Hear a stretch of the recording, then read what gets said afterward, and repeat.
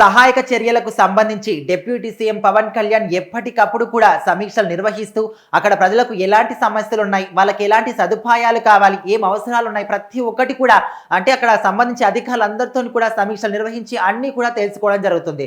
So ముఖ్యంగా గ్రామీణాభివృద్ధి కావచ్చు, పంచాయతీరాజ్ శాఖ కావచ్చు, పర్యావరణం ఇవన్నీ కూడా ఆయన పరిధిలోనే ఉంటాయి. కాబట్టి ఇప్పుడైతే ఆయన కీలకమైన పాత్ర అక్కడ పోషించాల్సి వస్తుంది. సో మరి ప్రతి ఒక్క గ్రామం కావచ్చు, అక్కడ ప్రజలందరూ కూడా ఇలా తీవ్రంగా అన్ని కూడా మునిగిపోయి వాళ్ళ నివాసాలు కోల్పోయి తిండి కూడా లేకుండా వాళ్ళ వాహనాలు కొట్టుకుపోయి చిన్నపిల్లల దగ్గర నుంచి అందరికీ కూడా అట్లీస్ట్ పసిపిల్లలకు కూడా పాలు లేనటువంటి దీనస్థితి అక్కడ ప్రజలందరూ కూడా ఎదుర్కొంటున్నారు. సో మరి ఆ నేపథ్యంలో డిప్యూటీ సీఎం పవన్ కళ్యాణ్ మాత్రం ముఖ్యంగా చొరవ తీసుకొని ఆయన పరిధిలో ఉన్న అన్ని శాఖల పరంగా ప్రతి ఒక్కరితో కూడా సమీక్షలు నిర్వహించి అన్ని సమస్యల గురించి కూడా తెలుసుకుంటూ వాళ్ళకి కావాల్సిన అవసరాలు కూడా తీర్చడానికి మొత్తం కూడా ప్రయత్నాలు చేస్తున్నారని చెప్పుకోవచ్చు. ఒక విధంగా చూసుకుంటే 6 గంటలకు ఒకసారి టెలికాన్ఫరెన్స్లు నిర్వర్తించి అక్కడ మెంబర్స్ అందరితో కూడా మాట్లాడి అక్కడ ఏం జరుగుతుంది, అసలు ఫ్లడ్స్ వెళ్తున్నాయా, తగ్గిపోతున్నాయా, లేకపోతే ఇంకా ఎక్కువ అవుతున్నాయా, ప్రజలు ఏ విధంగా ఉన్నారు, సురక్షిత ప్రాంతాలకు చేరుస్తున్నారా లేదా, ఫుడ్ వాళ్ళకు పంపిణీ చేస్తున్నారా, వాటర్ బాటిల్స్ ఇస్తున్నా, ఇలా ప్రతి ఒక్కటి కూడా చిన్న విషయం కూడా వదిలిపెట్టకుండా అన్ని కూడా ఆయన తెలుసుకోవడం జరుగుతుంది.